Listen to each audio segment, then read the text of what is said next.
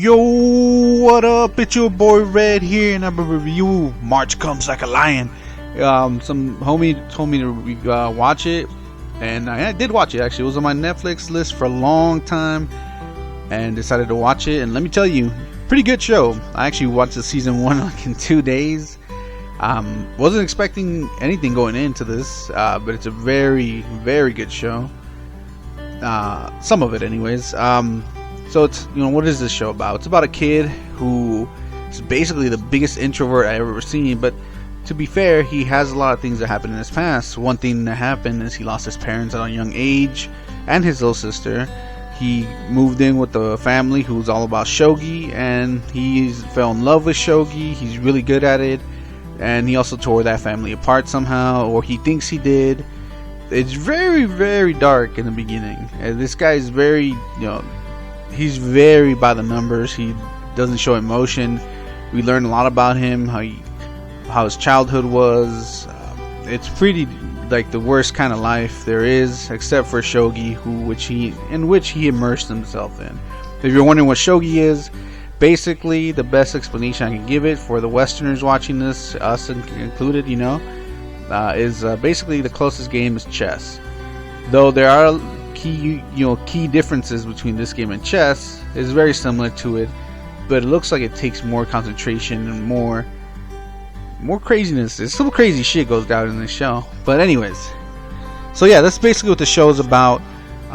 So don't be expecting something action packed or anything like that. I wasn't expecting that going into this, but it's still fucking really good.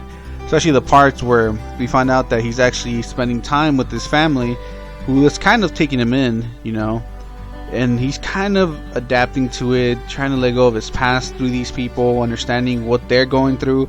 Not much in this first season, but definitely for the second season, which I'm going to review next after I finish it. But he spends time with them, eating their food, living at their house basically, and then going back to his house, and then dealing with shit like his not adopted sister, but his, what do you call it? He was the orphan, so he was the adoptive. I don't know what the definition is, but his sister kind of. But yeah, this is very dark, and our main character here is Rei Kiriyama. Like I said in the beginning, he's very gloomy. You hear most of his inner monologue explaining everything. The first episode is great though, with him in it, just walking into his shogi match. We get to understand him and everything he went through, how he sees other people, how he acts at school. By the way, he's in high school, but he only goes there because there's nothing else to do, or he's trying to prove someone wrong. I'm not sure, but he's a very complicated guy, and it's all these people around him that make him into what he basically becomes at the end of the show, or the end of the season 1, which is something interesting to see actually. So that part of him is pretty cool, and yeah, that's basically who Rei Kiriyama is. Other characters that are coming to the show, there's a big cast too, but for now I feel like these were the main characters for the season. Akari, Hinata, and Momo, they're the 3 sisters that help him and take him into their house. They feed him once in a while, and they keep telling him to come over, but of course he's not all into that, I don't know, they're just saying that, that's the kind of guy he is. But Akari is a sweet older sister, has been taking care of her younger sisters since her mother died. Yeah, they lost people too, their mother, their grandmother, their father ran out on them.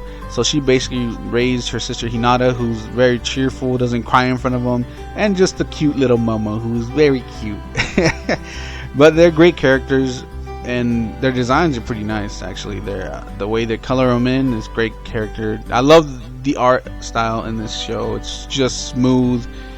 It's very dark when it wants to, but it's very bright when it wants to too. It's fucking amazing. The music's great. The opening for season 1, the first part was great. The second part I grew into it, but it's still pretty good. Music's alright. Like I said, the score I'm gonna give it is mostly because I don't know shogi as much, and they focus a lot of that in this show, right? So it's a 6 out of 10 for me. It's an average show. I'm thinking about the average viewer here. The life stuff is great, but the shogi stuff is still interesting, but I was like, I kind of want to know more about his life. So that's why the score is 6 out of 10. But hey, that's my opinion. Thanks for watching. Hit that like, hit that sub, and I'll catch you guys next time.